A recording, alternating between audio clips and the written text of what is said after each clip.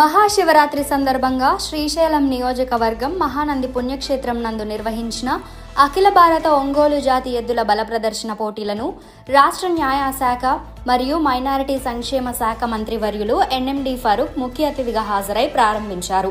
ఈ సందర్భంగా రాష్ట్ర మంత్రివర్యులు ఎన్ఎండి ఫరూక్ మాట్లాడుతూ, ఈ ఎద్దుల పోటీలు కేవలం సాంప్రదాయ క్రీడ మాత్రమే కాకుండా రైతులకు మరియు పశుసంవర్ధక రంగానికి మద్దతునందించే గొప్ప కార్యక్రమమని, గ్రామీణ క్రీడలను ప్రోత్సహించడంతో పాటు ఈ పోటీలు వ్యవసాయాన్ని, ఆరోగ్యవంతమైన పోషణను, రైతుల ఆసక్తిని పెంపొందించేందుకు దోహదం చేస్తాయన్నారు.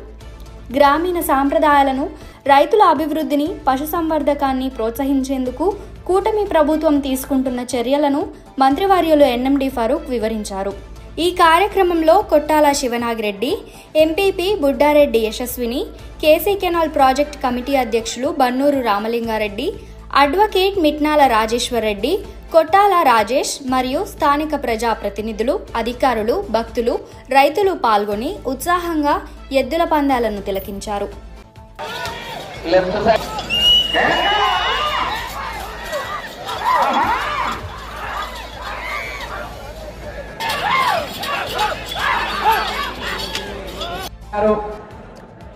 ప్రేమనాథ్ రెడ్డి గారు